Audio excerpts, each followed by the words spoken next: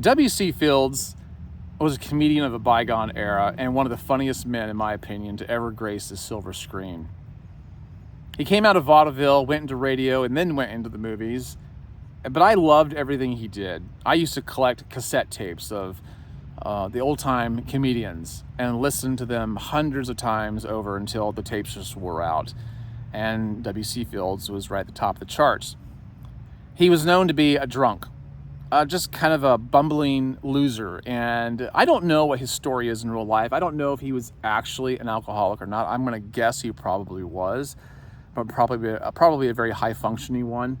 But man, he was funny. And they just don't make him like that anymore. Well, he would have these feuds. He'd have these feuds with Charlie McCarthy. Now, if you don't know who Charlie McCarthy is, he was a dummy, but a very smart dummy. Edgar Bergen was his puppeteer. And Edgar Bergen is the father of Candice Bergen, in case you didn't know that. But they were always at each other's throats. Charlie McCarthy was very smart, very sassy, and throw these insults, and W.C. Fields could give them right back. But when you listen to them, it was so convincing that even after hearing them scores of times, I would ask myself, is this for real? Are they really convinced that they hate each other? But they were just that good. Really, they were. They were just so funny. If you can ever get a chance to listen to them, you should. I think that Fields had a movie back in the 30s, 1932, called The Dentist. You should watch that.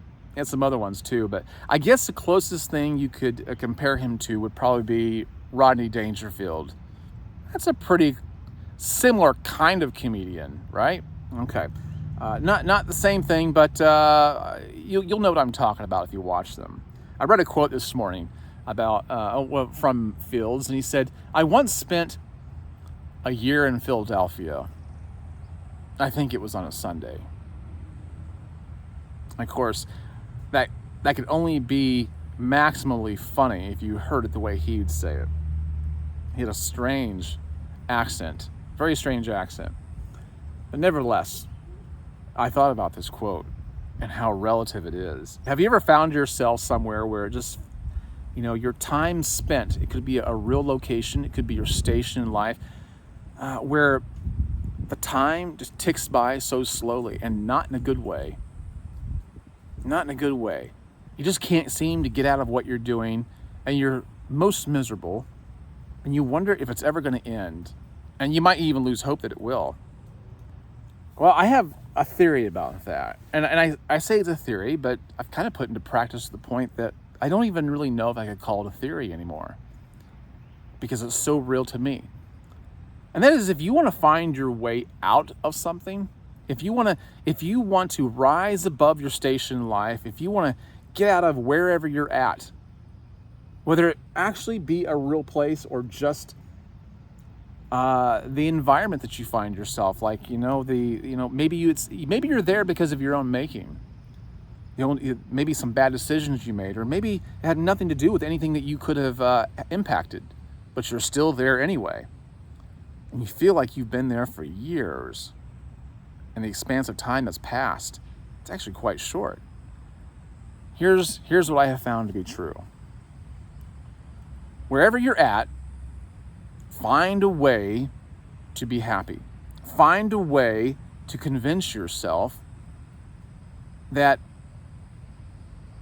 I'm doing everything I can, and I'm enjoying it, and I'm going to make sure that I get as much out of this as possible. I'm serious. I'm absolutely serious. I did this with every job I hated. And in a sense, it's brainwashing yourself is what it's doing. And some of you will hear this and you'll think to yourself, well, I can't do that. I think it's wrong to be dishonest with yourself. Well, there are some gray areas. There are some gray areas in our life, especially when it comes to our own psyche. How do you know what is the truth? Have you explored every area of your mind to know what you could do with it? And what I have found out is you can change the circumstances, and you can change the way that time passes by changing your attitude and how you think of it and what you do with it. And I I just want to tell you that I believe personally that helps. And if you really want to get out of a rut, you find a way to be contented with what you have, and you find a way to make the most with whoever you're with, doing whatever you're doing, with whatever resources you've been granted. And you know what I think? It's just what I think. I think God pays attention to that. I think God pays a lot of attention to that. And sometimes he doesn't allow you to move on until you've settled down. And this has come to pass in my life time and time again. When I made that decision, another door opened. And you know what? The great thing about it is that when you do move on, you can look back and go, you know, where I came from, it really wasn't so bad. I found a way to make it work. I found a way to make it happen. And when you realize that you can make yourself happy and content and productive wherever you are, that's powerful. That's real power. And I just wanted to pass it on to you today because I think it'll make a difference to someone. I think it's a way to really unlock a door. You'll find yourself walking a new path and you'll wonder how you even got there. And then you'll look back someday and realize it all came down to making a decision about my attitude and about my direction. You do what you want. If you stay miserable, it's because you chose to. Call it brainwashing if you want. But some of us might need our minds cleaned a little bit. Get some of that junk out. All right, I hope this has helped. I hope it's meant something to you.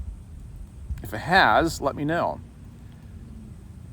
And I would appreciate it. I'll get back to you. I'll respond to you in as timely as a manner as possible here.